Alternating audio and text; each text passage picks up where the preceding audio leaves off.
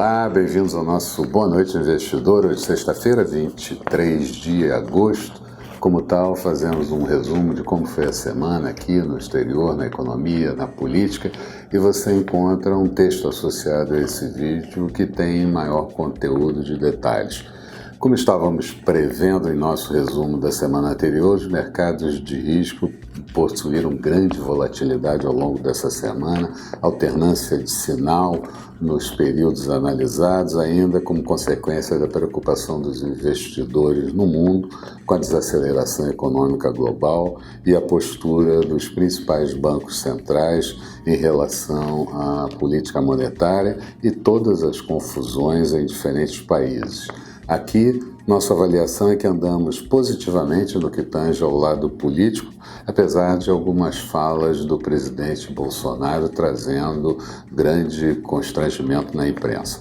No cenário externo, muito embora o novo primeiro-ministro britânico tenha se encontrado com Angela Merkel da Alemanha e Macron da França, nada de mais definitivo ficou acertado em termos de um Brexit, e o prazo vai chegando próximo do encerramento, no final de outubro, sem uma definição. E os britânicos, numa pesquisa realizada, 52% querem um novo plebiscito sobre o Brexit. Já Donald Trump, em sua ciclotimia habitual, continuou com a decisão tipo bate-a-sopra em relação à China, ora dizendo que não está pronto para fechar um acordo, ora dizendo que algum acordo pode ser fechado, mas a situação piorou bastante no último dia da semana, quando a China anunciou retaliações aos Estados Unidos em 75 bilhões de dólares, com tarifação de até 25%, que seriam aplicadas uma parte já no 1º de setembro agora e outra parte em 15 de dezembro. E Donald Trump acabou respondendo na mesma moeda os chineses, e isso trouxe um grande constrangimento, dizendo inclusive que as empresas americanas que negociam com a China ou que produzem na China devem procurar outro espaço para a produção, significando que poderemos ter um acirramento das disputas nos próximos períodos. Em outra vertente, Donald Trump também adotou uma postura de crítica ao presidente do Fed e à própria instituição, declarando que estão agindo como quebra-molas no que diz respeito a limitar a expansão da economia americana.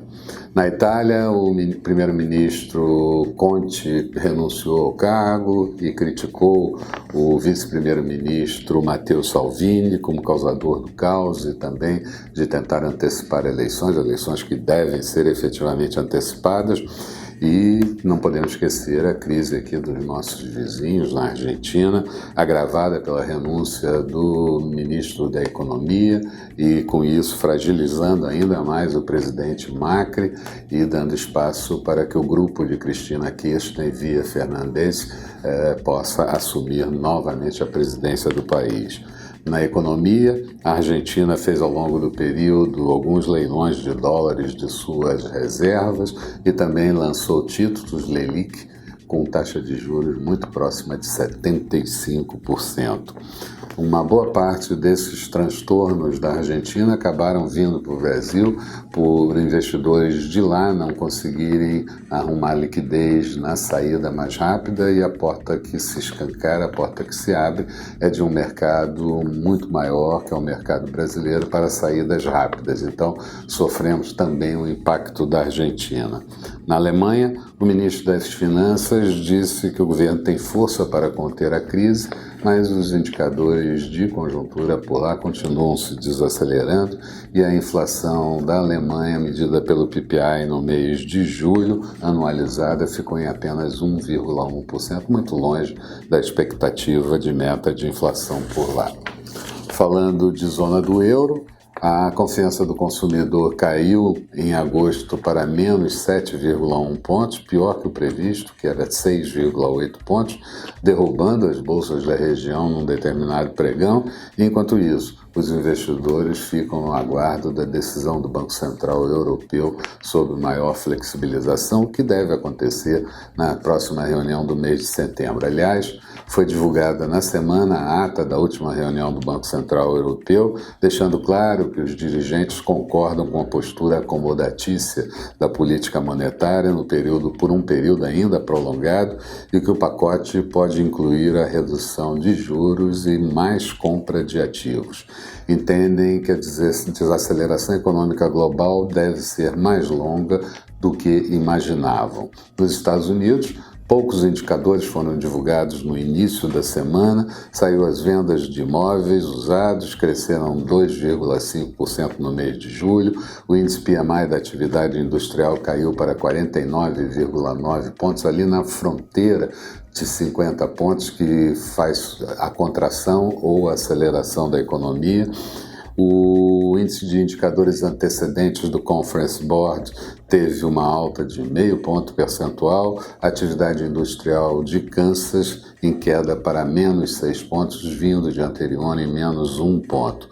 O discurso de Jerome Powell, presidente do Fed, na reunião de Jackson Hole ocorrida na sexta-feira, foi bastante suave e permitiu a leitura de que poderemos contar com uma redução da taxa de juros básica americana na reunião de setembro entre 0,25 ou, quem sabe, até 50 pontos base. Donald Trump, é claro, não gostou e voltou a criticar o Fed, dizendo que um discurso vazio de Jerome Powell e que o Fed continua em inação. Função disso, mercados realmente complicados ao longo de toda a semana, investidores buscando proteção em ativos tipo Porto Seguro, títulos de países desenvolvidos, títulos indexados em dólar, vendendo títulos de emergentes, desbalanceando o câmbio, principalmente dos emergentes, e podemos considerar que, apesar disso, foi um pouco mais suave do que na semana passada, mas a sexta-feira jogou tudo isso por terra, já que a sexta-feira foi um dia de caos no mercado internacional com as disputas entre os Estados Unidos e a China. Mas também tivemos a continuidade de resgate de fundos de países emergentes, o que certamente traz maior pressão sobre os ativos. No cenário doméstico, semana bastante produtiva no que diz respeito ao lado político. O relatório da reforma da Previdência era para ter ficado pronto nessa semana, mas foi adiado para a próxima semana, não faz grande diferença. Muito se discutiu também sobre reforma tributária, incluindo o arremedo de uma nova CPMF, ou coisa que o valha, sobre pagamentos. Juntar o projeto que o governo ainda não apresentou com um projeto que começa a ser discutido de Baleia Rossi.